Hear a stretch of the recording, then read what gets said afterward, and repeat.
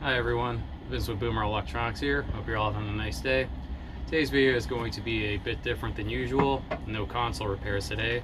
Actually going to be looking at a MasterCool water pump for a MasterCool MCP44 or MCP59 evaporative cooler.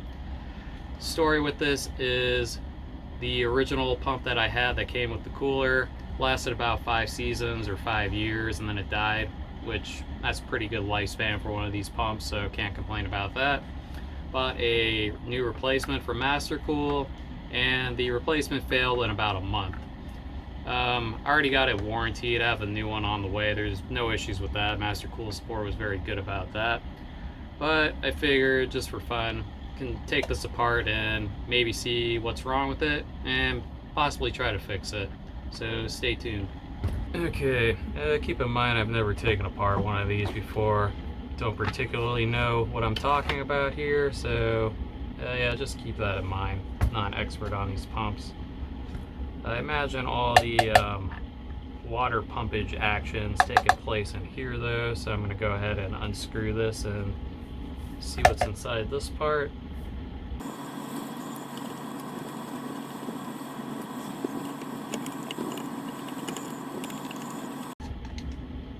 Okay, that was easy to get into.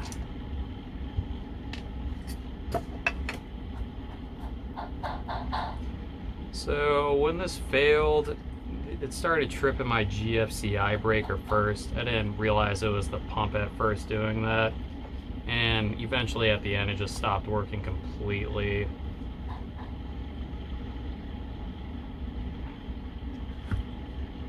So I'm trying to see if I can pull this little rotor thing off here. Looks like it's just pressed on. Yeah, so it pulls off like that. I'm looking for corrosion in here. I'm not seeing any. Let me get a flashlight actually. Okay.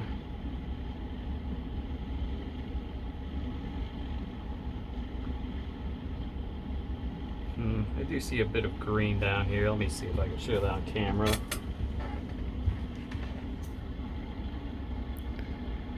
Yeah, so down there I see a bit of green. I'm not sure if that's just grease or what. Doesn't really look like corrosion. Well, I'm gonna have to take this apart a bit more to see what's going on, it looks like.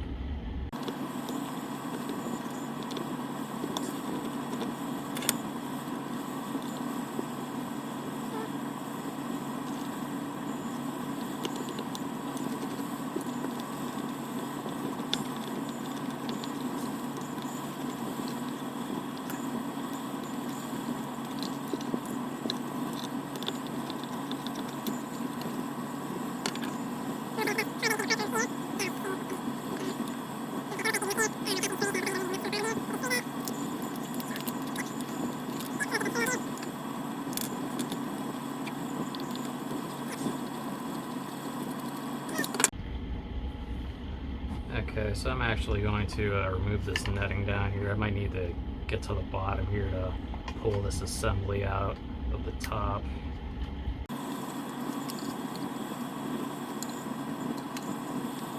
So to remove this bottom part, it looks like I need to do that. Just a bunch of clips around here. So try to push these in, hopefully. Yeah, there we go. Still water. Get a towel and dry this. Actually, I got a towel right here. Dry this up a bit. Don't want my table getting all wet.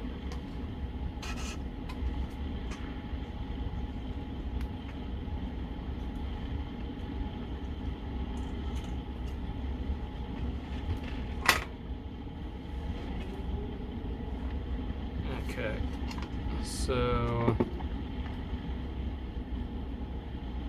I think this is probably pressed onto this shaft here, so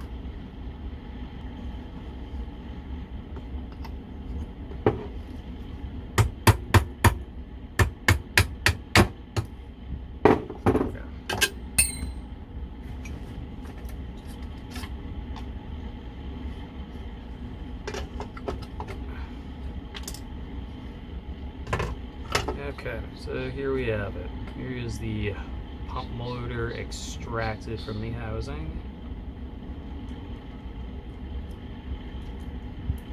Okay, so I don't see anything on the surface here.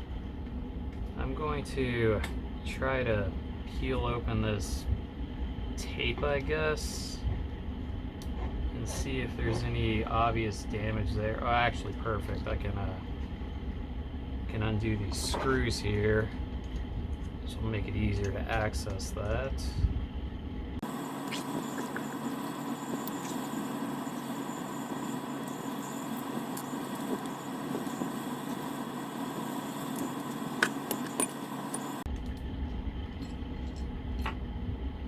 Okay.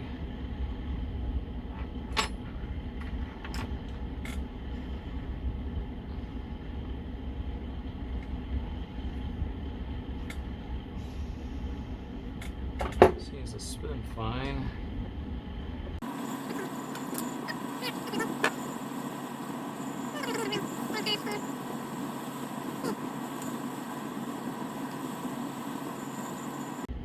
So that was weird.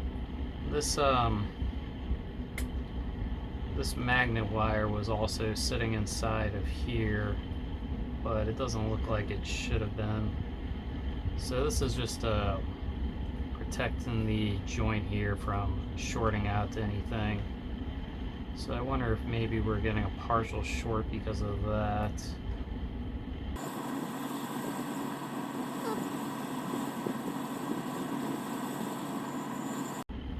So maybe that was the issue. Maybe when this was assembled, that that magnet wire was routed to one of these other wires and was causing a partial short on occasion that eventually caused it to fail completely. It's kind of my guess. So with that in mind, I might be able to just reassemble this and it might work.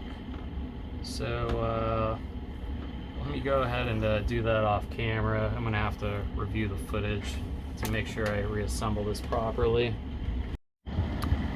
Okay, I got it reassembled enough to just test out the main motor part, see if this does anything now. I don't want to really plug this into any of my main outlets I'm using, so I'm going to plug this into my solar. Just confirming it works. Yep. So, yep, we should be good here. I want to make sure I'm holding this when I plug it in, if possible. This is going to be a little tricky. I'm just going to have to set this down. Let's see. So it is spinning.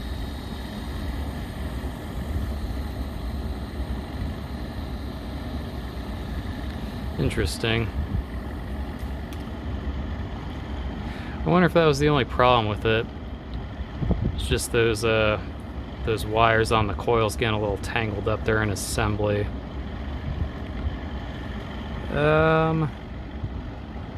So I can go ahead and I'm gonna try to plug it into my normal power and see if this flips my GFCI again.